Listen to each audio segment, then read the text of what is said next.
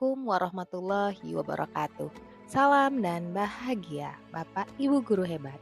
Di kesempatan kali ini saya akan memaparkan modul 2.1 koneksi antar materi, yaitu tentang pembelajaran. Semua pengetahuan terhubung ke pengetahuan lainnya. Yang menyenangkan adalah membuat koneksinya. Arthur Alderheim. Lalu, apa yang dimaksud dengan pembelajaran berdiferensiasi? Jadi, pembelajaran berdiferensiasi menurut Tomlinson yaitu usaha untuk menyesuaikan proses pembelajaran di kelas untuk memenuhi kebutuhan belajar individu setiap murid.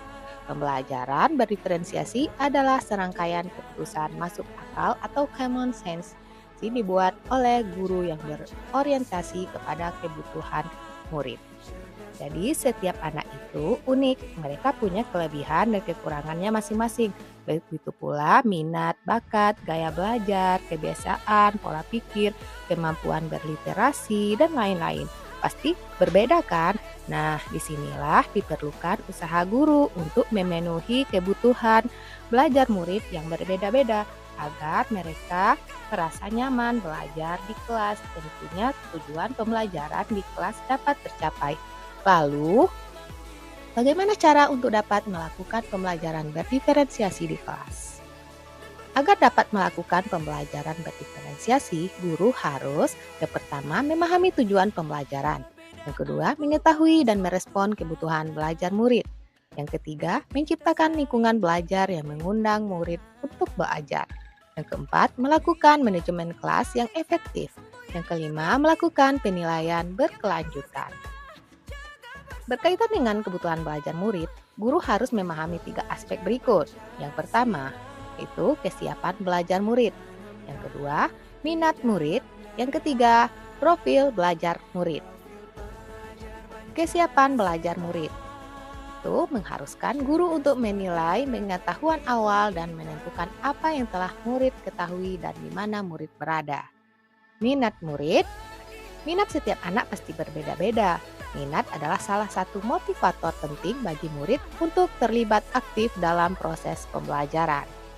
Profil belajar murid, yaitu ada lingkungan, dipengaruhi juga oleh budaya. Ketiga, gaya belajar. Dan yang keempat, kecerdasan majemuk. Kebutuhan belajar murid dapat diidentifikasi berdasarkan cara-cara berikut ini. Yang pertama, mengamati perilaku murid. Yang kedua, mengidentifikasi kebutuhan awal. Yang ketiga, mereview dan melakukan refleksi terhadap praktik pengajaran. Yang keempat, berbicara dengan guru murid sebelumnya. Yang kelima, membaca raport murid di kelas sebelumnya. Dan yang keenam, menggunakan berbagai penilaian formatif dan diagnostik. Strategi untuk mendiferensiasikan pembelajaran. Yang pertama, yaitu diferensiasi konten. Yang kedua, yaitu diferensiasi proses. Yang ketiga, diferensiasi produk. Diferensiasi konten yaitu berkaitan dengan apa yang kita ajarkan seperti materi, konsep, atau keterampilan yang perlu dipelajari berdasarkan kurikulum. Mendiferensiasikan konten bisa dilakukan dengan membedakan pengorganisasian untuk format penyampaian, bukan mengubah atau menurunkan standar kurikulum. Selanjutnya, diferensiasi proses. Pada diferensiasi proses, kegiatan yang memungkinkan murid berlatih dengan memahami atau memaknai konten dengan cara membedakan proses yang harus dijalani oleh murid. Selanjutnya, diferensiasi produk, yaitu bukti yang menunjukkan apa yang murid telah pahami dengan cara membedakan atau memodifikasi produk sebagai hasil belajar murid atau hasil latihan, penerapan, dan pengembangan apa yang telah dipelajari. Nah, sekarang apa keterkaitan antar modul pembelajaran berdiferensiasi dengan modul-modul yang lain? Yang pertama, dari modul 1.1, modul 1.2, modul 1.3, modul 1.4, dan modul 1.5. Nah, kita lihat dari modul 1.1, modul 2.1 itu untuk dapat melakukan pembelajaran berdiferensiasi, maka guru harus berusaha memenuhi kebutuhan belajar anak sesuai dengan kodrat alam dan kodrat zaman berdasarkan filosofi Ki Hajar Dewantara.